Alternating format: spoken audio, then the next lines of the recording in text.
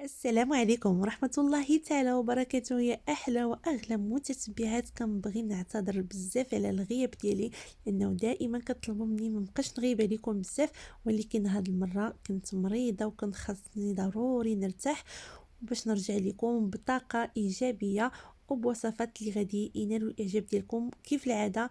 واليوم إن شاء الله ما رجعتش بيديا خاويين.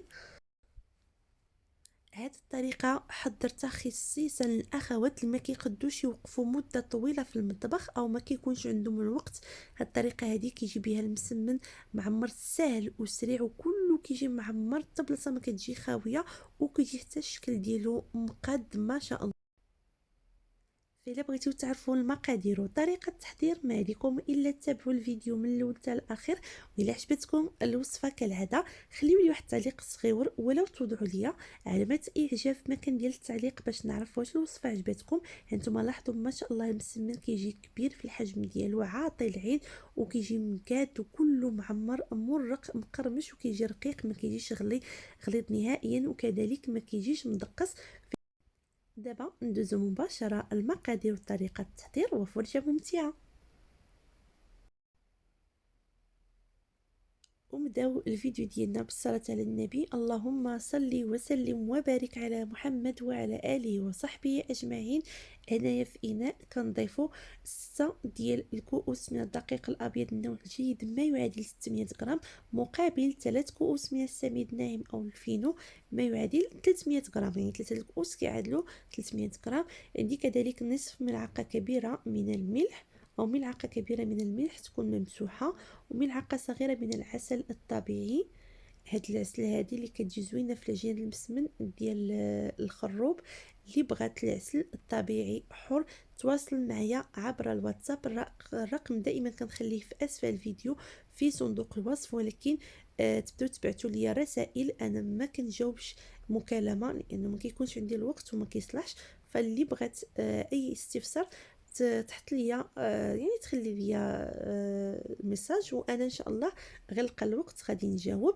بالنسبه للماء باش كنجمعوا العجينه ديالنا كنضيفوا تقريبا 4 ديال الكؤوس. في الاول ضفت غير 3 ديال الكؤوس من الماء، يكون دافي غير واحد شويه لانه الجو شي شويه بارد هاد الايام. الا كان الجو دافي فاستعملوا فقط الماء ديال الصنبور. بالنسبه للماء الكاس الرابع عفوا ما كنضيفوش بالكامل، كنخليو منه واحد ربع كاس، يعني المجموع ديال الماء اللي نحتاجو 700 مليلتر ما يعادل 4 كؤوس الا ربع. العجينه تكون متماسكه ورطبه في نفس الوقت، ما تكونش قاصحه وما تكونش كتلتصق باليدين باش ما تعذبناش فاش نكونوا كنعمروها. العجينه ديال المسمن المعمر ما خصهاش تكون كتلتصق باليدين، ما تكونش خفيفه باش غير تكونوا كتعمروها ما تقطعش ليكم. صافي هنا العجينه ديالي من بعد ما دلكتها واحد شويه، هذا هو القياس اللي تبقى لي من الكاس الرابع ديال الماء. غادي نجمع دابا العجينه غير في الوسط، اما توضعوها في واحد البواطه اللي تكون محكمه الغلق تدهنوها بالزيت، ولا تخليوها غير هكذا في الاناء في نفس الاناء فين دلكتيوها، وتغطيوها بالبلاستيك الغذائي. انا هنا كنفضل العجينه يعني ديال المسمن ما نبقاش نكثر ليها الزيت ندهنها بالزيت، غادي نخليه حتى نبغي نقطع ان شاء الله عاد ندهن اليدين ديالي بالقليل من الزيت باش هكذا ما كتبقاش تقطع لينا العجينه وحنا كنطلقوها. صافي غادي نخليها ترتاح واحد 15 دقيقه ونرجع نكمل معكم. هنا بالنسبه للحشوه انا راني حضرتها قبل ما نعجن العجينه ديالي، نسيت ما بينت لكمش الحشوه هي الاولى، عاد نبين لكم العجينه. المهم الحشوه خاصها توجد قبل باش تخليوها تبرد مزيان باش ما تقطعش لكم العجينه فاش تكونوا كتعمروا. بالنسبه للحشوه كنحتاجوا البصله، انا درت هنا تقريبا واحد 6 الحبات كبار البصله، وحبه كبيره الفلفله الخضراء، الملح باش تسهل لنا البصله تنزل بسرعه، والقليل من زيت الزيتون. نحرك مزيان ونوضع المقاد ديالي على نار متوسطه مع استمرار في التحريك حتى تطيب لينا الخضره. هنايا من بعد ما طابت ليا الخضره ضفت ليها كميه من الكفته، ممكن تضيفوا كما قلت لكم صدر الدجاج، وعندي هنايا ملعقتين كبار من القزبر والمعدنوس مخلطين، ومعلقه صغيره ديال الهريسه. هنا الهريسه اللي كتحضر في المنزل، يعني الحر كيكون مرقد مع الحامض ومع الزيت. بالنسبه للتوابل عندي الكركم، البابريكا اللي هي التحميره، الفلفل الاسود، القليل من الكمون، وكذلك عفوا القليل من الملح. ونرجعوا الملح ديالنا على النار حتى طيب لينا ديك الحشوه مزيان او ديك الكفته.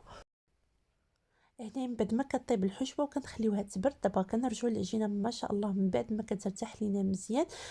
كندهنوا اليدين ديالنا بالقليل من الزيت وكنقسموا العجين ديالنا لكريسات صغار.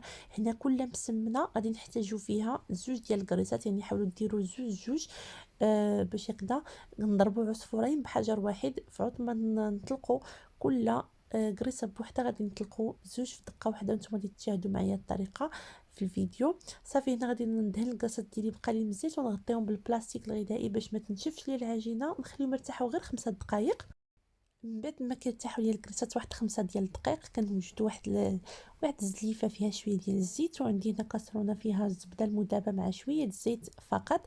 كناخذوا الكريسات ديالنا كنطلقوهم بهذا الشكل. بطبيعه الحال من بعد ما كندهنوا سطح العمل بالقليل من الزيت باش ما كيتلصقوش لينا الكريسات.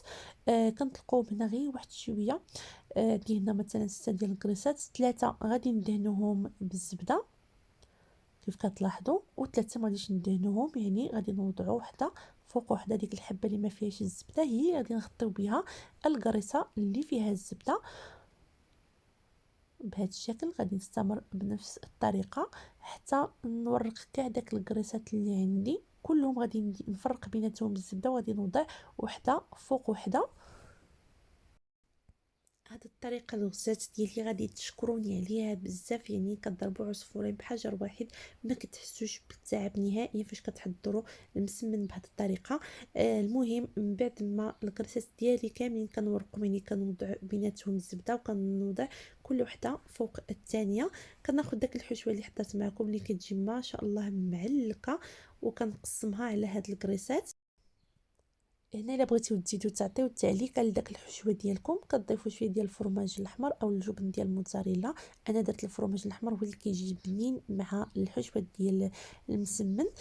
صافي كنوزع هكذا الفرماج وغادي نبدا نطلق في الكريسات ديالي.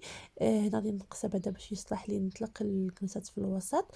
بالنسبه للطريقه هنا حاولوا الكفته ما تكونش عندكم يعني قطع كبار، حاولوا تفتتوها مزيان ملي تبدا طيب ليكم باش ما تقطعش ليكم العجينه. كنطلقوا مزيان الكريسه ديالنا مع الحشوه بهذا الشكل، وكنبداو نطويو على شكل مربع اي على شكل. غادي نعاود معكم مره اخرى وخاصكم ديروا هاد النصائح بعين الاعتبار باش تنجح لكم الوصفه. حاولوا ما تنقصوش الفيديو. بالنسبه لهاد الطريقه هذه الا بغيتيو تحصلوا على نتيجه مرضيه خاصكم اول حاجه الكفته تكون فتته بزاف، ما تكونش طريفات كبار باش ما تقطعش لكم العجينه. والا خفتوها تقطع لكم العجينه استغناو عليها، راه غير داك البصله والفلفله مع داك العطريه ومع الفرماج الاحمر كتجي معلكه وبنينه بزاف. وثاني حاجه ملي تكونوا كتلقوا العجينه ديالكم او هاد الكريسات هكا هما فيهم الحشوه، حاولوا ما امكن ترققوا العجينه ديالكم. كل ما رققتيوها كل ما كتحصلوا على مسمنات مرقين مقرمشين وكيجيو الشهوه منهم. هادو نصائح ضروري نذكرهم لكم في الفيديو باش تنجح لكم الوصفه. صافي غادي نستمر بنفس الطريقه كيف كتلاحظوا بسرعه كنشكل هاد المسمنات المعمرين ما شاء الله بكل سهوله. صافي هنا ملي كنشكلوا المسمن ديالنا بالكامل كناخذوا المقله كنسخنوها مزيان، وملي كتسخن كنطلقوا المسمنه ديالنا فوق الورق ديال الفرن. هاد الطريقه كنشاركها معكم هذه سنين وانا كنشاركها معكم في القناه ماشي اول مره.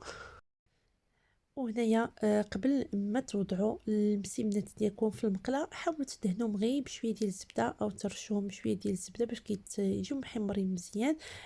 هنا المهم انا طيبت الاولى غادي نعاود معكم مره اخرى. كنقلبوا المسمنه الثانيه في المقلاه مباشره كنخليوها غير تقبض راسها واحد شويه، كندهنوها بشويه ديال الزبده وكنقلبوها مباشره. الجهه الاخرى ما تخليوهاش تعطل باش هكذا كيجيكم من الداخل مفروق وكيجي مرق وطيب مزيان. صافي كنستمر بنفس الطريقه كنقلب المسمنه من الجهه الاخرى حتى كتبدا تنفخ. وما كنطيبوش المسمن ديالنا على نار مرتفعه، كتكون متوسطه باش كيطيب لينا من الداخل وكيتقرمش لينا من برا، ما كيبقاش خضر نهائيا او ما كيتخطفش لينا. فلذلك المسمن بالخصوص اللي كيكونوا فيه يعني كيكون مدوبل ضروري خاصو يطيب على خاطرو باش كتحصلوا على النتيجه اللي كتكون مرضيه. وهذه هي النتيجه. كنتمنى ان شاء الله تتبعوا نفس النصائح ونفس المراحل باش تحصلوا على هذا المسمن اللي كيجي اكثر من رائع عاطي العين، بنين بزاف مرق وخفيف. فعلا وصفة كتستحق التجربة. وهنايا نكون وصلنا لنهاية الفيديو. كنت ان شاء الله الاقتراح ديال اليوم يكون نال الاعجاب ديالكم، وتجربوا هاد المسمنات اللي كيشهيو ما شاء الله. ان شاء الله ما غاديش تندموا. هاد الطريقه دي تعتمدوا عليها بالخصوص الاخوات اللي ما كيكونش عندهم الوقت يوقفوا مده طويله في المطبخ. كتحضري كميه وفيره من المسمن في وقت وجيز، وكيجي ما شاء الله مقاد في الشكل ديالو كله، كيجي معمر بالحشوه ومرق ومقرمش. هذه هي الوصفه اللي كتقلبي عليها. لهلا يخطيكم عليا، وشكرا على التشجيعات ديالكم الدائمه وعلى التعاليق والدعوات اللي كتدعيو معايا في التعاليق. شي حاجه اللي كتفرح وكتوصل القلب. واي اقتراحات او اي وصفات بغيتيو نحضرها لكم كتبوها لي في التعليق، لانه دائما كنحاول مره ندير شي وصفه اللي كتطلبوها مني نتوما خصيصا. ونتهلاو فراسكم بزاف، ونتلاقاو ان شاء الله فيديو جديد مع وصفة جديدة. ما تنسونيش من لي لايك وكذلك الاشتراك إذا ما كنتيوش مشتركين في القناة. ونتلاقاو ان شاء الله فيديو جديد مع وصفة جديدة. مع السلامة.